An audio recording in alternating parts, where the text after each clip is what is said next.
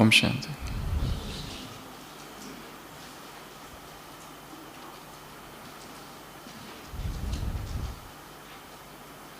भक्ति शास्त्र में आदि शंकराचार्य के एक शिष्य की कहानी का वर्णन है। ये शिष्य जो था वो विष्णु के 10 अवतारों में से नरसिंह अवतार का भगत था और उसकी उत्कट इच्छा थी कि वो नरसिंह भगवान को देखे, उनका साक्षात्कार करे। और इसी लक्ष्य से ये भक्त सब छोड़कर वन की ओर चला गया और तपस्या करने लगा, ध्यान। एकांत जंगल, और उसमें ये भक्त, ये शिष्य सुबह से लेकर रात तक तपस्या मुद्रा में बैठकर मेडिटेशन ध्यान करते रहता था। उस वन में एक अनपढ़ गवार, अ फॉरेस्ट ड्वेलर, एक वनवासी, उस वनवासी ने एक दिन देखा ये कौन है। उसे पता नहीं था मेडिटेशन क्या होता है, ध्यान क्या होता है, इसकी कुछ भी उसके पास जानकारी नहीं थी। उसे आश्चर्य लगा कि ये क्या है, ये कौन व्यक्ति है और ये सो क्यों रहा है, और इसे सोना है तो लेटता क्यों नहीं, बैठे बैठे क्यों सो रहा है। वो इंतज़ार करता है कि कब ये आंखें खोले और मैं उससे बात करूं। उस योगी का सुंदर रूप उस वनवासी को आकर्षित करता है। वो कई बार दिन में आता है, बैठता है, कई घंटों चला जाता है। उसे लगता है कब तो आँख खोलेगा, परंतु योगी मगन है अपनी तपस्या में।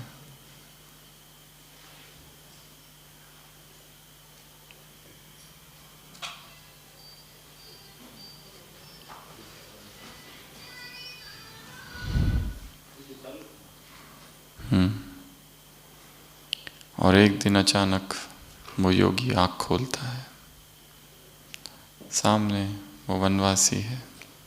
वो वनवासी पूछता है, आप कौन हो, आप क्या कर रहे हो। उस योगी को लगता है इसे क्या मैं समझाऊं। वो अंदर ही अंदर वो केवल इतना कहता है, मैं प्रार्थना कर रहा हूं। परंतु उस वनवासी को संतुष्टता नहीं होती। वो रोज आके देख रहा है कि ये घंटों घंटों बैठा रहता है और अब तो इसने खाना पीना भी छोड़ रहा है, शरीर दुबला होते जा रहा है। वनवासी आते ही रहता है और दोनों के बीच में एक दोस्ती सी हो जाती है। परंतु योगी फिर भी नहीं बताता कि वो कर क्या रहा है। फिर भी वो वनवासी पूछते रहता है, मुझे बताओ, मैं तुम्हारी मदद करूंगा, तुम करते क्या हो। वो योगी एक दिन कहता है, मैं किसी की खोज कर रहा हूं। वनवासी पूछता है, किसकी खोज कर रहे हो, और खोज अगर कर रहे हो तो तुम्हें तो ढूंढना चाहिए उस व्यक्ति को, तुम एक ही जगह बैठे रहते हो। वो योगी मुस्कुराता है, कहता है, मैं किसी मनुष्य की खोज नहीं कर रहा हूं, मैं भगवान की खोज कर रहा हूं। वनवासी कहता है, ये भगवान क्या होता है। योगी कहता है, तुम नहीं समझोगे, छोड़ो। फिर पूछता है, मुझे बताओ, मैं तुम्हारी मदद करूंगा, क्योंकि अब वो देख नहीं सकता इसकी हालत। और वो ये भी सोचता है वो कितना निष्ठुर होगा कि उसकी खोज इसे है और वो आ नहीं रहा है। तो वनवासी पूछता है मुझे बताओ वो कैसे दिखता है, मैं उसको ढूंढ के लाऊंगा। परंतु योगी जो होता है वो कहता है चलो ठीक है मैं तुमको बता देता हूँ, और अंदर ही अंदर सोचता है ये ढूंढ भी ले तो इसको कहाँ से मिलेगा, ढूंढने दो। वो कहता है जिसकी मैं खोज कर रहा हूँ उसका जो सिर है वो सिंह का है, उसका शरीर मनुष्य का है। वो वनवासी कहता है ऐसा, मैं तो इतने सालों से वन में हूँ, ऐसा कोई प्राणी नहीं देखा, परंतु मैं ढूंढ कर लाऊंगा। और वो सन्यासी, वो वनवासी निकल जाता है, ढूंढना चालू करता है, जंगल का एक एक हिस्सा ढूंढता है, एक एक गुफा, ऐसी कोई जगह नहीं छोड़ता है, ढूंढने लगता है सब जगह पर, पहाड़, नदियाँ, सब जगह। और उसकी ऐसी अवस्था आ जाती है कि बस अब वो चिल्लाने लगता है, हे नरसिंह नरसिंह नरसिंह नरसिंह। उसकी वो आवाज़ और प्रकृति की आवाज़, उसकी वो आवाज़ उसके हृदय से उठने लगती है, और धीरे धीरे वो भी सब कुछ छोड़ने लगता है। और फिर लास्ट में तो ऐसी अवस्था आ जाती है, बेचैनी हो जाती है उसको, बहुत तीव्र विरह वेदना जागती है, और वो एक ही जगह बैठकर पुकारने लगता है, हे नरसिंह हे नरसिंह हे नरसिंह। भक्ति शास्त्र में लिखा है कि उस वनवासी की वो आवाज़, हृदय से उठने वाली वो आर्त पुकार सीधा वैकुंठ पहुंचती है, और भगवान नरसिंह रूप धारण करके उसके सामने प्रकट हो जाते हैं। और जब वो देखता है अच्छा ये है वो, उसको पकड़ लेता है, पेड़ की टहनियों से उसके गले में रस्सी बांधता है और उसको खींच के लेके जाता है अपने मित्र के पास, योगी मित्र के पास, और कहता है देखो मैं ले आया जिसको तुम ढूंढ रहे थे। वो योगी अचानक आँख खोलता है तो उसे आश्चर्य होता है, ये क्या? दाष्टांग दंडवत प्रणाम करता है और कहता है प्रभु मैं कब से आपको पुकार रहा हूँ, आप नहीं आए, और इस वनवासी ने पुकारा तो आप आ गए। भगवान कहते हैं जो मुझे सच्चे दिल से पुकारता है, संपूर्ण एकाग्रता से पुकारता है, समग्र समर्पण से पुकारता है,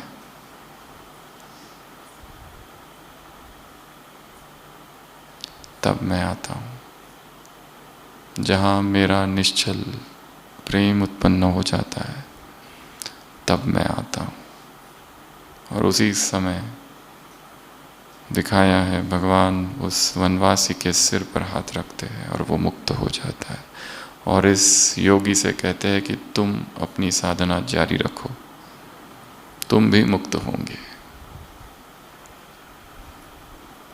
जब संकल्प निस्वार्थ हो, सुबह की अव्यक्त वाणी, दूसरा स्वच्छ हो, तीसरा स्पष्ट हो, चौथा शुभ भावना वाला हो और शुभ कामना वाला हो, 5 वो है श्रेष्ठ संकल्प। और ऐसा संकल्प यदि होगा तो वो साकार होगा। उसमें 5 ही चीज़ें चाहिए, शुभ भावनाओं से भरा हो, शुभ कामनाओं से भरा हो, निस्वार्थ हो, स्पष्ट हो, और कैसा हो? स्वच्छ हो। यदि ऐसा संकल्प हो तो वो स्वयं ही सिद्धि को प्राप्त होगा। फिर हमें किसी से पूछने की आवश्यकता नहीं कि अब क्या करूं और कैसे करूं, उत्तर स्वयं आएगा। आज सुबह की अव्यक्त वाणी, विचार, संकल्प, कई सारे शब्दों का प्रयोग है। मनोबल, संकल्प शक्ति, silence power, catching power, concentration power, controlling power, मन की शक्ति, अलग अलग जगह पर अलग अलग शब्दों के प्रयोग है।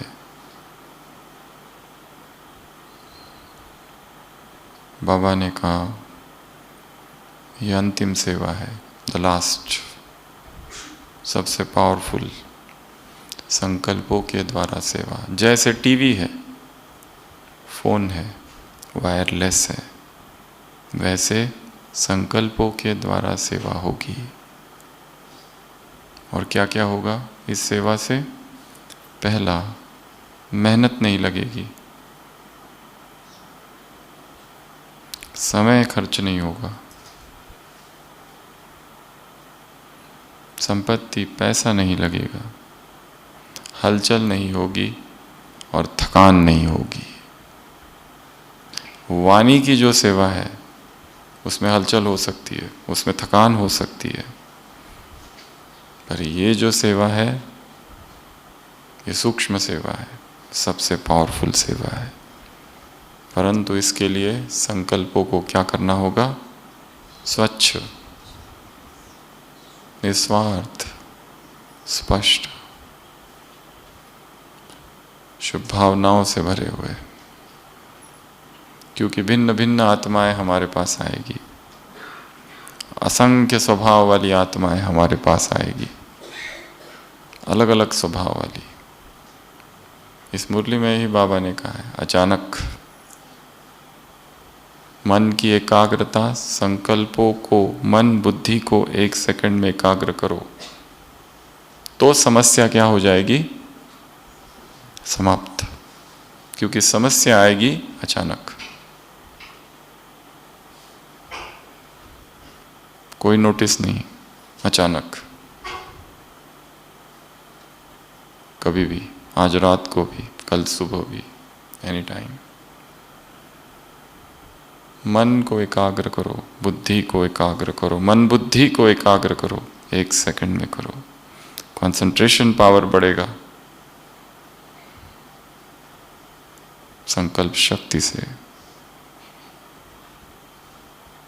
तो ये 5 चीजें चाहिए और 5 चीजों की आवश्यकता नहीं। अगर संकल्प शक्ति से सेवा करोगे तो।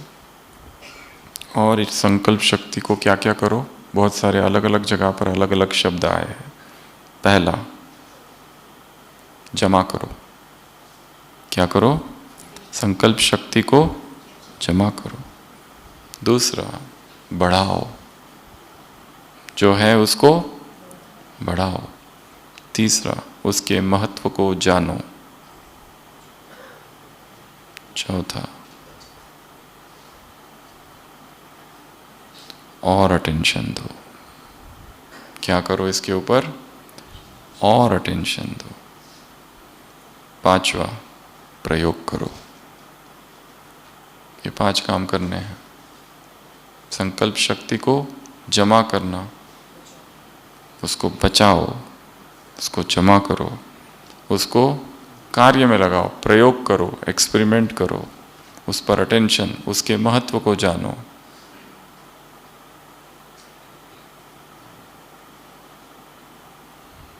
थॉट पावर, साइलेंस पावर,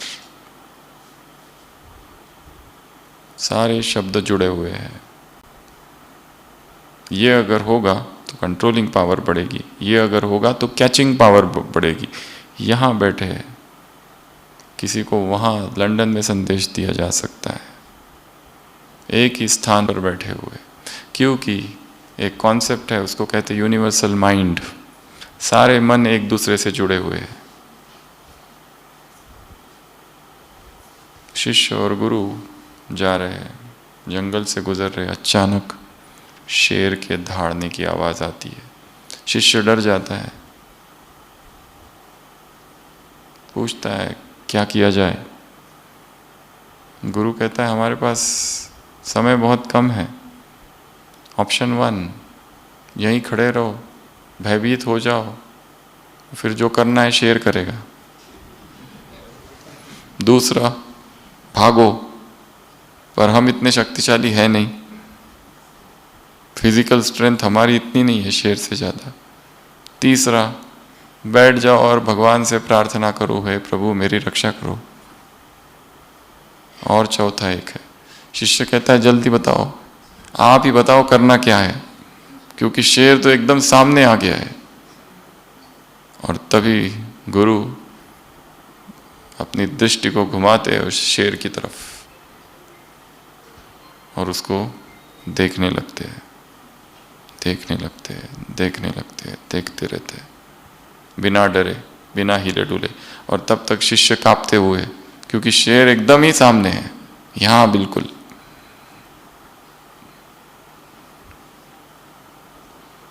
थोड़ी देर के बाद वो शेर नतमस्तक होके चला जाता है। शिष्य गुरु से पूछता है आपने किया क्या, वो कैसे चला गया। गुरु कहते हैं मैंने अपने मन को केवल एकाग्र कर दिया, इतना एकाग्र कर दिया, इतना एकाग्र कर दिया, और अपने मन को खाली कर दिया पूरा विचारों से, सभी संकल्पों से। फिर मेरे संकल्प और उस शेर के संकल्प एक हो गए। इस सृष्टि के सारे संकल्प मुझ में समा गए, और मेरे अंदर जो भावनाएं थी, प्रेम की, सद्भाव की, अहिंसा की, वो सब उस शेर में ट्रांसफर हो गई।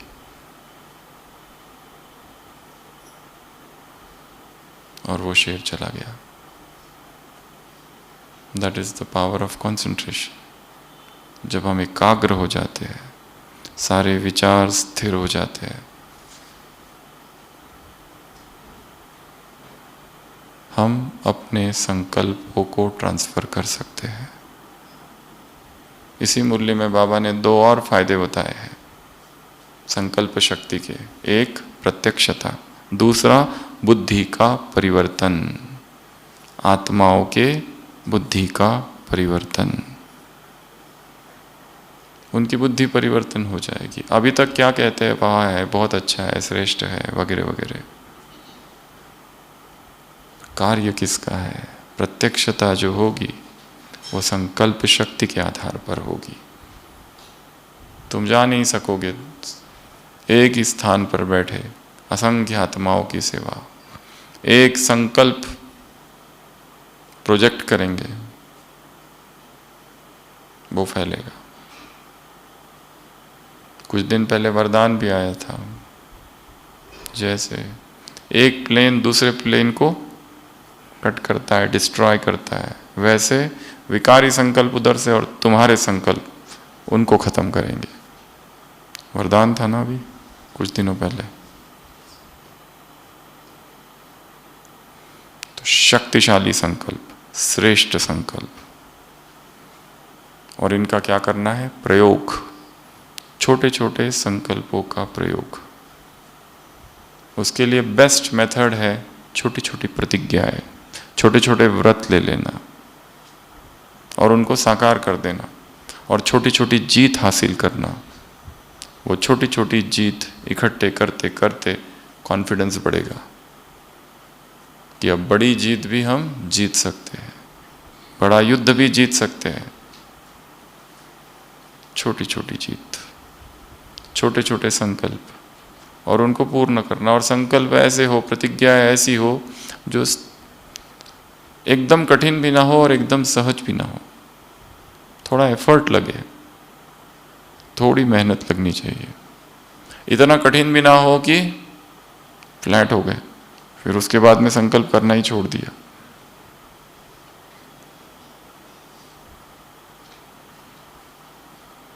तो पहली विधि, छोटे छोटे व्रत, छोटे छोटे संकल्प। वो भोजन से संबंधित हो सकते हैं, उठने से संबंधित हो सकते हैं, ज्ञान चिंतन से संबंधित हो सकते हैं, पढ़ने से संबंधित हो सकते हैं, कुछ सीखने से संबंधित हो सकते हैं, कोई नवीनता सेवा में। इस मुरली में और एक बहुत अच्छा वाक्य आया है, तुमने संकल्पों द्वारा जो याद प्यार भेजा या रूरियान की, वो बाप दादा तक पहुंची। क्या पहुंचा बाप दादा तक? तुमने की हुई रूरियान। किसके द्वारा? संकल्पों के द्वारा। और रूरियान और याद प्यार। मीडियम क्या है? थॉट, संकल्प। तो जो संकल्प हम रेस कर रहे हैं, उसकी फ्रीक्वेंसी, उसके वाइब्रेशंस, उसकी प्यूरिटी को बढ़ाना है।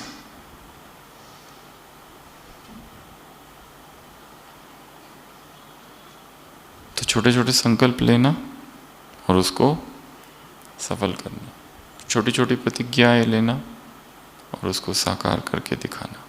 एकदम छोटी छोटी हो तो कॉन्फिडेंस बढ़ेगा। फिर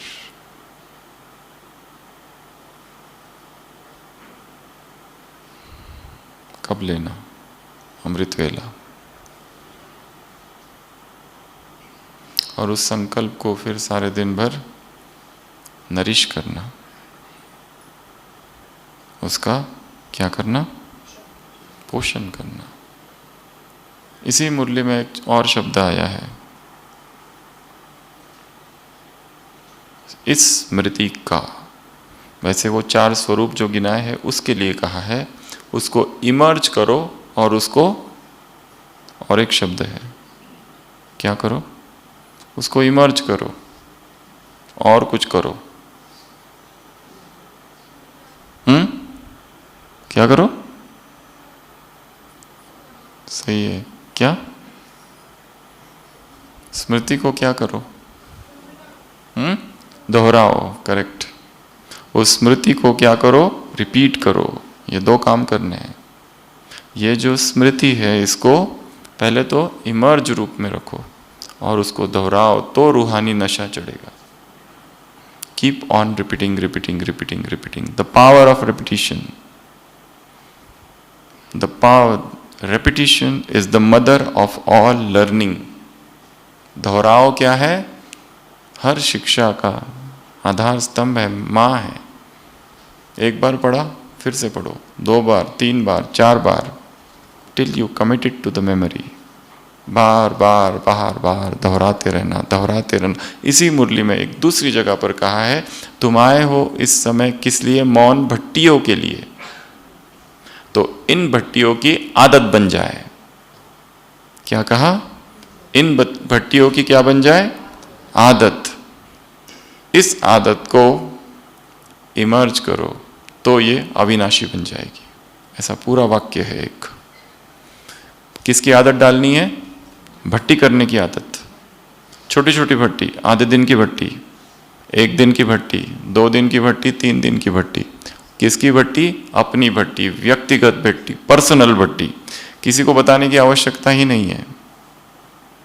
एक है जनरल भट्टी, सबकी है, चलो। और एक है व्यक्तिगत। जनरल में प्रोग्राम फिक्स्ड है, ये है, ये है, ये है, ये है, वो उधर से बना कर दिया हुआ है। पर्सनल जो है, इंडिविजुअल जो है, सोलो भट्टी जो है, अपने अकेले की जो भट्टी है, उसमें स्पीकर भी हम ही है और सुनने वाले भी हम ही है, श्रोता भी हम ही है, गीत गाने वाले भी हम है, गीत भी हम है, म्यूजिक भी हम है, रूल्स भी हमारे ही है, सब कुछ हम ही है। भट्टी की आदत डालो। क्या कहा मुरली में? भट्टी की आदत डालो। ज्ञान की गहराई, मन का मौन, ये 2 शब्द है एक जगह पर। ज्ञान की गहराई, मन का मौन, ज्ञान के तले में जाना और रत्नों को लाना। ये रत्न है और आत्माओं में शक्तियां कम है कि गहराई में जाए और वहां से लाए। ये काम तुम करो और बांटो। ये सब संकल्पों के खेल है। ज्ञान की, योग की गहराई, योग की गहराई, ज्ञान की नहीं, योग की गहराई, मन का मौन, सागर के तले में जाओ और रत्न लाओ, याद की गहराई। तो संकल्प शक्ति को पुष्ट करना है, संकल्प शक्ति का पोषण करना है, आदत, नई आदतें बनानी है, इमर्ज करना है, रिपीट करना है, तब वो अविनाशी बनेगी। तब तक अविनाशी नहीं बनेगी। अविनाशी अर्थात स्वरूप, अविनाशी अर्थात स्वतः, अविनाशी अर्थात ऑटोमेटिक। इसी मुरली में और एक जगह कहा है, अगर तुम इस एक सेवा को कर लो तो ये जो दूसरी सेवा है, वाणी की, शरीर से, कर्म से, दृष्टि से, वृत्ति से, सब अलग अलग करने की आवश्यकता नहीं। ऑटोमेटिकली इस एक सेवा में वो सारी सेवाएं समाई हुई है। Just work on thought level. विचार आ रहे, विचार जा रहे, विचार आ रहे, असंख्य विचार आते हैं, चले जाते हैं। उसमें से कितने विचार तो क्या होते हैं, व्यर्थ।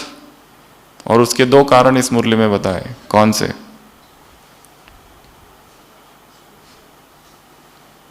व्यर्थ के सबसे बड़े दो कारण कौन से हैं? आज संडे है ना, कि ये किसी और दिन की चल रही है, सुनी है ना सबने?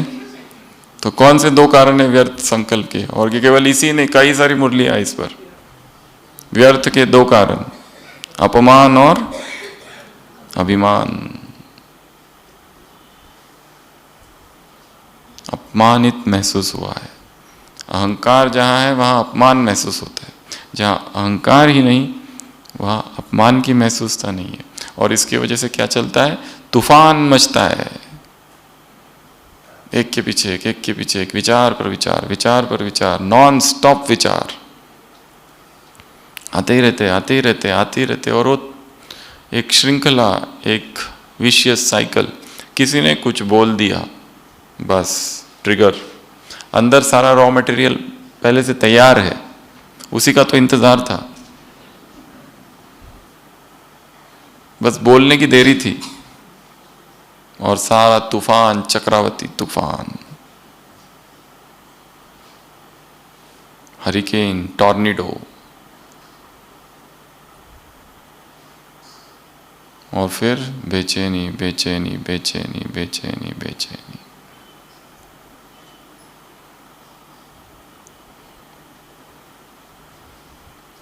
बहुत सूखी लकड़ियां अंदर रखी हुई है।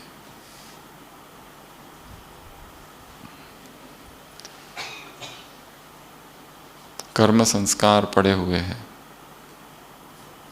सबको क्या कर दो, जला दो। कुएं में पानी है, इसलिए तो बकेट डालने पर आता है। पानी नहीं होगा तो कहां से आएगा? जिसको जो कहना है, बोलना है, बोलने दो। अनाश्रव, बुद्धिज्म में शब्द है, सारे आश्रव नष्ट हो गए। ऐसा योगी अनाश्रव, सारे सिक्रीशंस ड्राइड अप, अब कोई रहा ही नहीं अंदर, जिससे चिंगारी जले और आग भड़के। शुद्ध कर दिए सारे विचारों को, संकल्पों को, भावनाओं को। एट द लोएस्ट जड़ से उखाड़ा है विकारों को, ऊपर ऊपर से सफाई नहीं की है, जड़ से। ये बहुत बड़ा काम है और मेहनत का काम है, पर सबसे बड़ा काम है, द ग्रेटेस्ट वर्क।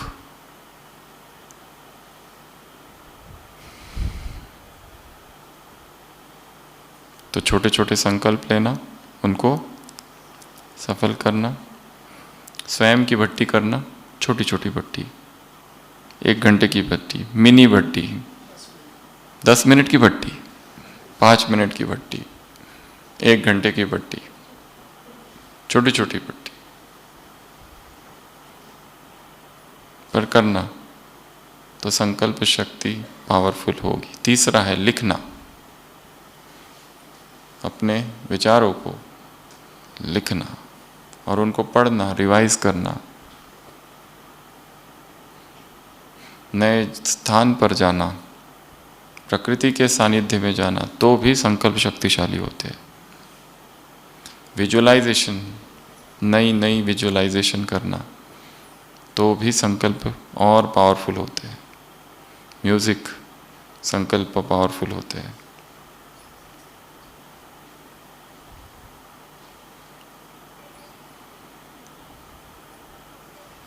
दिनचर्या को रिसेट करना, क्योंकि हर एक ने अपनी दिनचर्या फिक्स रखी है और उसको वो बिल्कुल भी टच नहीं करना चाहता। बाकी जो क्लास वो सब चालू रहेगा, वो अपनी जगह पर इसको चेंज नहीं करना है। That is one thing. And second, कोई भी नया विचार हम अंदर लेने के लिए तैयार नहीं है। बट्टरवादिता है, नया विचार we don't want to accept. मन को खुला रखना है, ठीक है ये है, हमें नहीं पता, पर यह भी विचारधारा हो सकती है। It is possible. Keep the mind open.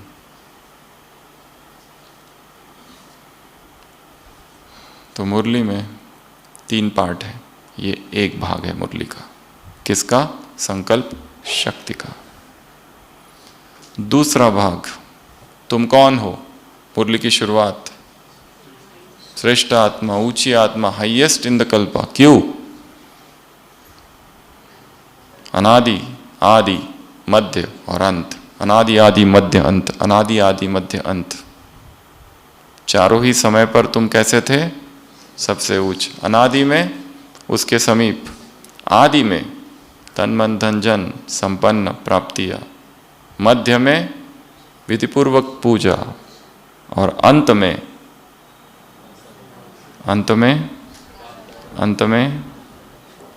क्या? पढ़ाई, पालना और श्रीमत। अनादि, आदि, मध्य, अंत। चारों ही समय तुम श्रेष्ठ हो। अनादि में उसके नजदीक ही हूं। परमधाम में एकोमोडेशन कहाँ है?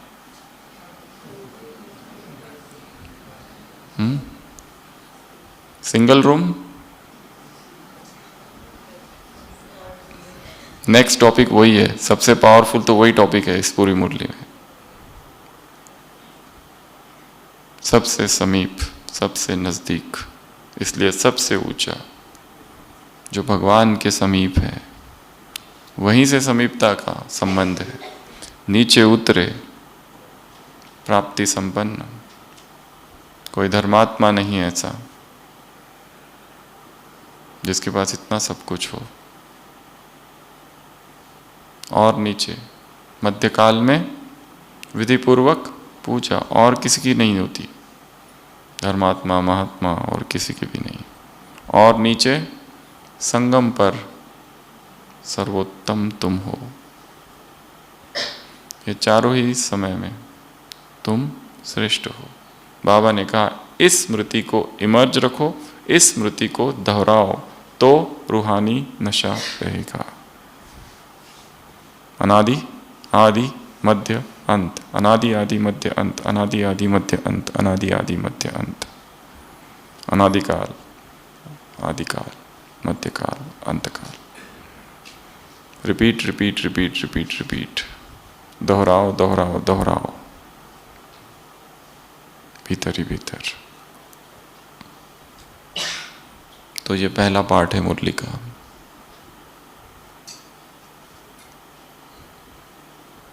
दूसरा पार्ट, माताओं से मुलाकात।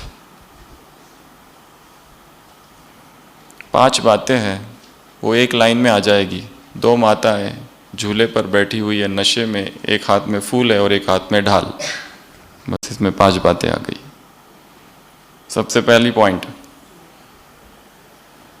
2 माताएं। कितनी? 2।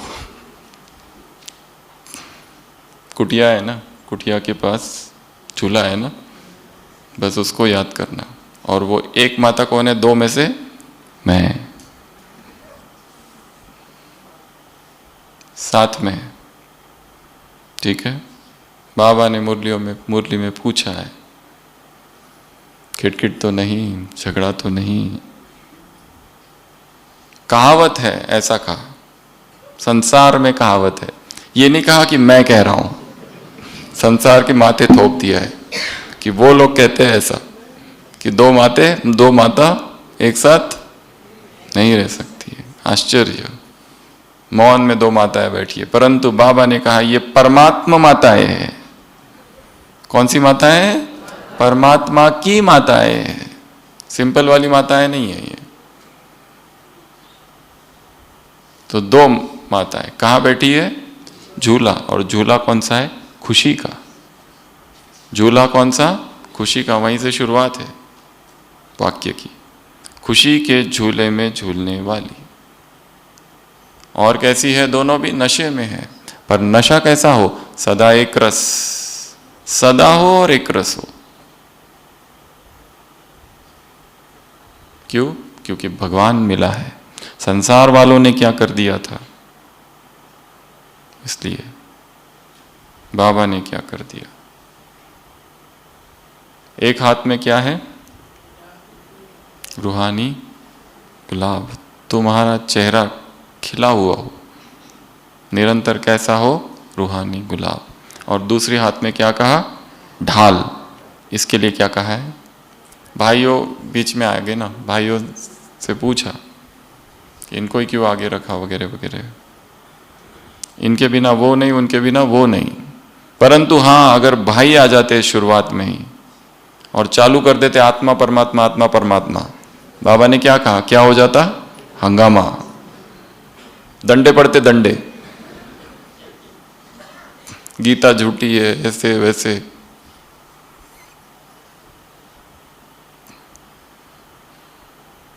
नया ज्ञान, नई बातें, नया सिस्टम।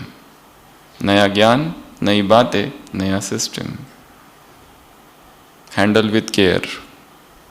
इसलिए ले बहनों को दिया, माताओं को दिया। महामंडलेश्वर भी कहते हैं ये संस्था कौन चलाती है? माताएं जिम्मेदार है, माताएं निमित्त है। तो ये 5 बातें हैं माताओं के लिए। तो अभी पहली बात पर आते हैं, वो सबसे इंपॉर्टेंट है। 2 माताएं।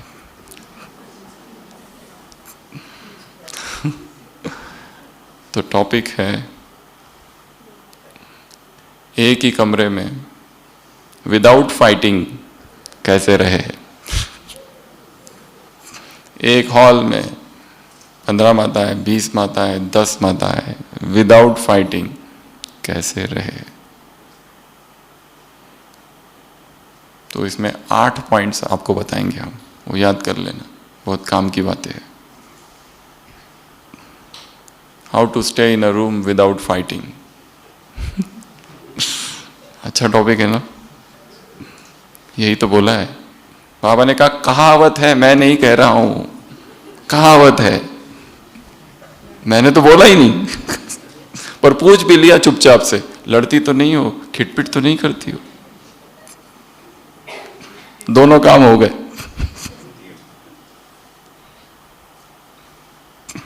लड़ाई,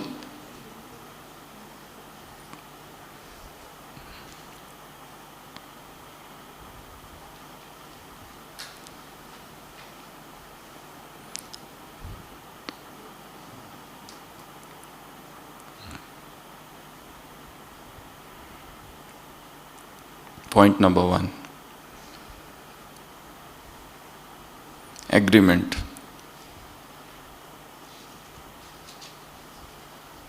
जब 10 लोग रह रहे हैं, पहले दिन ही सब मिलके कोई एग्रीमेंट करना चाहिए। कोई एक मत पर पहुंचना चाहिए। एक दूसरे कहाँ से आए हैं, क्या उनकी हॉबीज़ है, क्या उनको अच्छा लगता है, क्या अच्छा नहीं लगता है, किस डिपार्टमेंट में सेवा कर रहे हैं, टाइमिंग्स क्या है। उसको कहते हैं ground rules, establish ground rules. Some agreement आ जाए, पहला ही एग्रीमेंट समझ ले अपने आप को, एक दूसरों को। यह इस डिपार्टमेंट का है, उसकी सेवा इतने बजे से इतने बजे तक है, इसकी सेवा उतने बजे से इतने बजे तक है, इसको समझना है। ताकि हम एक दूसरों को जान सके प्रॉपरली। कितने सालों से रह रहे या इतने समय से सेवा कर रहे, परंतु जाने का समय आता है तो भी पता नहीं वो कहाँ से है और वो कौन है। तो first step, living together without fighting, एक एग्रीमेंट, एक ग्राउंड रूल बना के रखना है। दूसरा, respect each others boundaries, personal boundaries. हर एक व्यक्ति की अपनी एक पर्सनल लाइफ है, उसको रिस्पेक्ट करना है। पर्सनल बाउंड्री को क्रॉस नहीं करना है। कहाँ गए थे, अच्छा क्यों गए थे, तुमको क्या करना है, वो कहाँ गया था, और क्या क्या हो रहा है बताओ, किसका फोन था, क्या कह रहा था, क्यों इतना जोर जोर से बातें कर रहे थे। हर व्यक्ति की एक पर्सनल लाइफ है, उसमें इंटरफियर नहीं करना है। जब एक साथ रह रहे हैं, चाहे घरों में, चाहे मधुबन में सेवाधारी बन के आ रहे हैं तब, या परमानेंट यहाँ रह रहे हैं तो भी, या कहीं पर भी हॉस्टल में या जो भी जहाँ पर भी है, respect each others personal boundaries, उसको क्रॉस नहीं करना है। क्योंकि किसके जीवन में क्या चल रहा है हमें पता नहीं है। वो कितना भी बताए तो भी कितना बता पाएगा। तीसरा, क्लीनलीनेस। क्या मेंटेन रखना है, क्लीनलीनेस। 4 लोग रहते हैं, बाथरूम से निकलो तो वो क्लीन रहना चाहिए अंदर से, नहीं तो अपना सामान आधा किसी और के बेड पर, सॉक्स इधर, शॉल उधर, कपड़े उधर, गीले कपड़ा, गीला टॉवेल दूसरों के बेड पर, अपने बेड पर नहीं, दूसरों के बेड पर।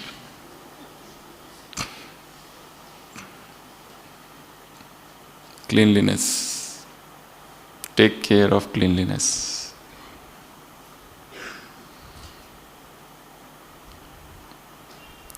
अगला, clear communication.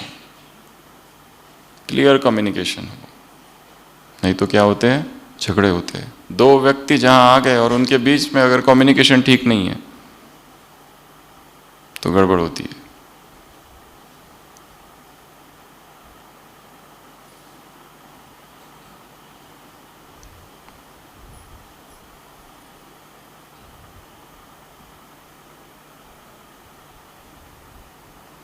Clear cut communications.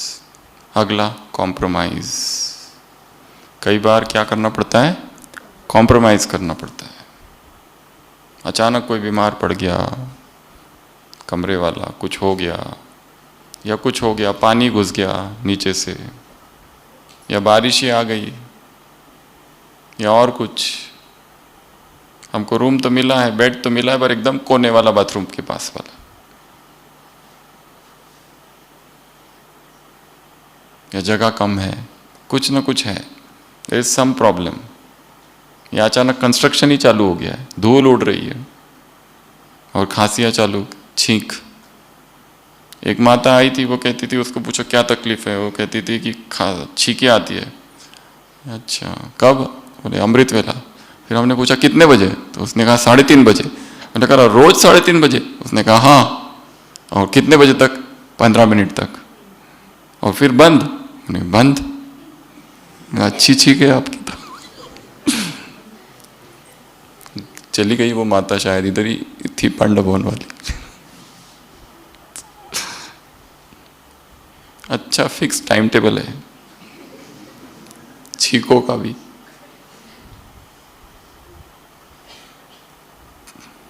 Compromise, क्या करना पड़ेगा, साथ में रहते हैं तो एक को तो झुकना पड़ेगा।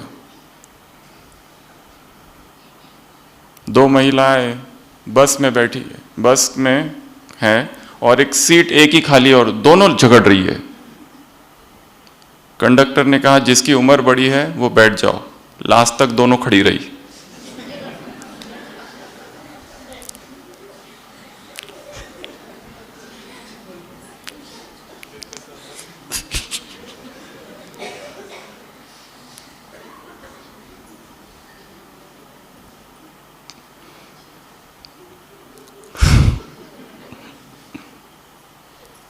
कॉम्प्रोमाइज।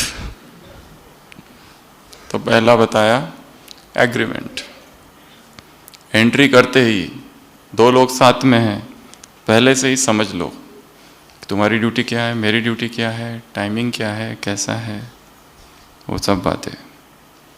हमारी वजह से दूसरा डिस्टर्ब ना हो, ये लक्ष्य रखना है। सुख दो सुख लो, दुआएं दो दुआएं लो, बड़ी बड़ी मुरलियाँ हैं इसके ऊपर। दूसरा बताया 2, दूसरा point, A for agreement, B for boundaries. Personal boundaries को क्रॉस नहीं करना है, पर्सनल लाइफ में इंटरफियर नहीं करना है। हाँ, अगर वो कोई पूछे, उसको चाहिए एक सॉल्यूशन, तो हम बता सकते हैं, पर जबरदस्ती सॉल्यूशंस नहीं देने हैं। जब कोई पूछता है कि मैं क्या करूं, तो बताओ, वो पूछ ही नहीं रहा है, और हमारी आदत क्या है उसको बताने की, और फिर हम ये दुखी है कि ये सुनता नहीं है। और माँ बाप इसलिए तो दुखी है कि वो एडवाइस ही करते रहते बच्चों को कि तुम ये करो वो करो, और वो जान और ही नहीं ज़्यादा सुनते। फिर अगर वही एडवाइस किसी तीसरे से आ गई होती तो सुन लिया होता, पर इनसे आई है ना, मम्मी से, तो कभी नहीं सुनेंगे, नेवर। तीसरा क्लीनलीनेस। बाथरूम में गए, बाल ही लहरा रहे हैं वहां पर बेसिन पर। बाथरूम में गए, बेचारा वो सो रहा है, थक हार कर आया है अभी ड्यूटी से, और नल चालू जोर से, बकेट पर आवाज है या बर्तनों की आवाज है। अगला क्लियर कम्युनिकेशंस। उससे पूछ लो, बैठो उसके साथ, डिस्कस करो क्या प्रॉब्लम है। Clear cut communication. आधा अधूरा कम्युनिकेशन होता है, उससे कितनी प्रॉब्लम्स होती है लोगों को। संबंध टूट जाते हैं बिना बोले। वो इमोजीज होते हैं ना व्हाट्सएप पे, गुस्से वाला, बस उतना दिखा दो, ब्रेकअप, इतना काफी है। किसी ने अपनी कोई फोटो भेजी कि देखो मैं यहां जाके आया, जाके आई, ऐसे कर दो, बस खत्म। अगला कॉम्प्रोमाइज। कॉम्प्रोमाइज के लिए हिंदी शब्द क्या है? समझौता। समझौता करना है, झुकना पड़ेगा, सिक सिक झुक झुक मर मर। अगला डिजिटल इटिकेट्स। वो बेचारा अमृत वेला उसको करना है 2 बजे 2:30 बजे, हमारी फ़ोन पर बातें ही पूरी नहीं होती 11 बजे तक, चाचा जी से, मामा जी से। अभी पहुंची हूँ मधुबन, पूरा डिटेल बता रहे, ट्रैवल में कौन कौन मिला, क्या क्या खाया, नाश्ता किया कि नहीं, मधुबन में क्या भोजन था, फुल डिटेल उधर वालों को। और पिंटू ने चाय पी ली कि नहीं, खाना खा लिया कि नहीं, सारा उधर की पूरी न्यूज़, इधर की पूरी न्यूज़ उधर, उधर की पूरी न्यूज़ इधर। हमारी फ़ोन की आवाज़ से किसी को डिस्टर्ब ना हो। Digital etiquettes, mobile etiquettes silent करो।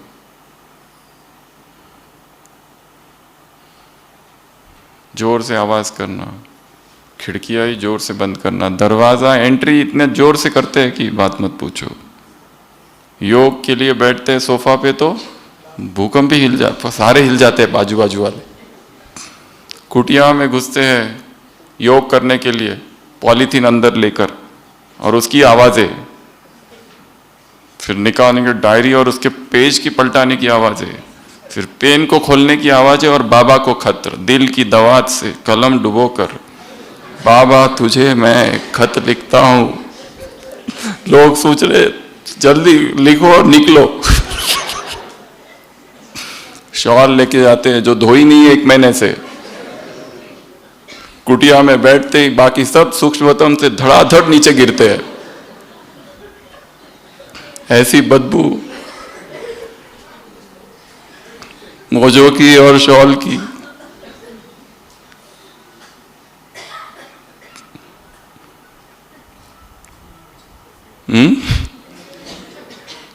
मुरली चालू है, क्लास चालू है, अभी 7:30 बजे नहीं है, 5 मिनट है, तो उधर से निकलता है शिव की याद रहेगी तब, फिर उधर से आता है शिव की याद रहेगी तब, फिर इधर से आता है एक शिव की याद, इधर से एक मोबाइल, उधर से एक, और फिर बड़ा वाला शिव की याद रहेगी तब इधर से आता है। तब तक 4-5 शिव की याद तो आ ही जाते हैं इधर उधर से। यहां आते हो तो ट्रैफिक कंट्रोल ऑफ कर दो मोबाइल से, ट्रैफिक कंट्रोल ऐप अनइंस्टॉल्ड, यहां ऑटोमेटिक ट्रैफिक कंट्रोल बचता है, अपने मोबाइल में रखने की जरूरत नहीं है, और दूसरे भी डिस्टर्ब होते रहते हैं। डिजिटल एटिकेट्स, कमरे में रह रहे हो तो हमारे आवाज से दूसरा डिस्टर्ब ना हो। अगला ई, कमरे से थोड़ा बाहर भी रहा करो, क्योंकि लोगों को स्पेस चाहिए रहती है आपस में। Spend some time out of your room, ऐसा बताया जाता है, क्योंकि लोगों को थोड़ी प्राइवेसी चाहिए रहती है। ये हमेशा बैठे ही रहते हैं कमरे में थोड़ा तो बाहर ही नहीं निकलते, तो थोड़ा अगर थोड़ा भाप लो कि इसको चाहिए प्राइवेसी, तो निकल जाओ थोड़ा, स्पेंड टाइम आउटसाइड। और लास्ट एफ, फाइट अवॉइडेंस, लक्ष्य रखना है कि झगड़ा ना हो।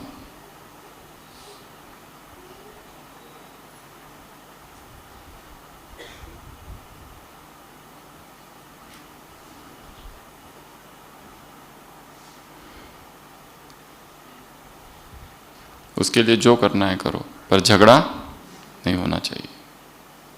तो इस मुरली को ऐसे याद रखेंगे, बस 2 माताओं के आधार पर मुरली याद रख लो पूरी। 2 माताएं, 2 माताएं, वहां आधी मुरली 8 पॉइंट रिवाइज हो गए। 2 माताएं कहाँ बैठी है? झूले में। झूला अर्थात खुशी का झूला। कैसी है? नशे में है। कौन सा नशा है? रूहानी नशा। एक हाथ में क्या है? रूहानी गुलाब अर्थात सदा खुश हर्षित चेहरा, दूसरे हाथ में है ढाल, भाइयों के साथ चलने वाली। और क्या कर रही है? रूहानी नशा किसका है? 4 स्वरूपों का, अनादि, आदि, मध्य, अंत, चारों ही क्या है? श्रेष्ठ। इसलिए रूहानी नशा। और नशा कैसा है? इमर्ज है। और झूले में बैठे बैठे क्या कर रही है? श्रेष्ठ संकल्प। कैसे संकल्प? श्रेष्ठ संकल्प, निस्वार्थ संकल्प, स्वच्छ, स्पष्ट, शुभ भावना, शुभ कामना वाले संकल्प, जिसकी वजह से क्या क्या हो रहा है? मेहनत नहीं, समय बच रहा है, पैसे बच रहे हैं, और क्या बच रहा है? थकान नहीं है और हलचल नहीं है। संकल्पों के तरफ अटेंशन, संकल्पों के महत्व को जानना, संकल्पों का प्रयोग करना, संकल्पों को बढ़ाना, संकल्पों को जमा करना। और जो संकल्प कर रहे याद प्यार और रूह रियान के वो बाप तक पहुंच रहे, फिर ये चिंता भी नहीं लास्ट कल क्या होगा और कैसे होगा, ये भी कहा ना उसमें। और दुआएं तो मिल जाएगी, दुआओं का दरवाजा खुल जाएगा अगर सेवा कैसे करोगे तो? दिल से करोगे तो। ऐसी माताओं को, परमात्मा माताओं को, 20 माताओं के साथ रहने वाली, बिना झगड़े के रहने वाली माताओं को, ऐसे सर्व खजानों के अधिकारी आत्माओं को, ऐसे श्रेष्ठ संकल्पों के अधिकारी आत्माओं को, ऐसे ऐसे ऐसे विधि से सिद्धि, ये भी कहा है, कल्याण के चमत्कार दिखाने वाली आत्माओं को, ये पॉइंट रह गया था, कल्याण के चमत्कार दिखाने वाली आत्माओं को, ऐसे याद की गहराई और मन का मौन में रखने वाली आत्माओं को, ऐसे ऐसे छोटी छोटी बातों का संकल्प करना और उन्हें सिद्ध करना, ऐसे ऐसे अनादि आदि मध्य अंत में श्रेष्ठ, ऐसे सहज योगी सो प्रयोगी आत्माओं को, ऐसे निस्वार्थ स्वच्छ स्पष्ट संकल्प उत्पन्न करने वाली आत्माओं को, ऐसे ज्ञान रतन बांटने वाली आत्माओं को, ऐसे दिल से सेवा करने वाली आत्माओं को, ऐसे विल पावर वाली आत्माओं को, यह भी कहा है वरदान में, विल पावर, ये भी एक पावर है। Silence power, will power, controlling power, catching power, touch catching power, concentration power. Silence power वो है साइंस की पावर, ये है साइलेंस की पावर।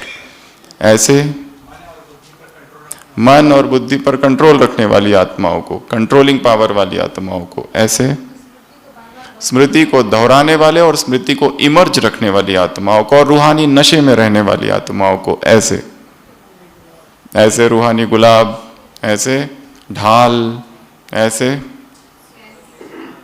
ऐसे छोटी छोटी मौन भट्टियां करने वाली आत्माओं को, मौन भट्टी, और ढेर सारे सोमान वाली आत्माओं को बाप दादा का याद प्यार, गुड नाइट और नमस्ते। हम रूहानी बच्चों की रूहानी बाप दादा को याद प्यार, गुड नाइट और नमस्ते। ओम शांति।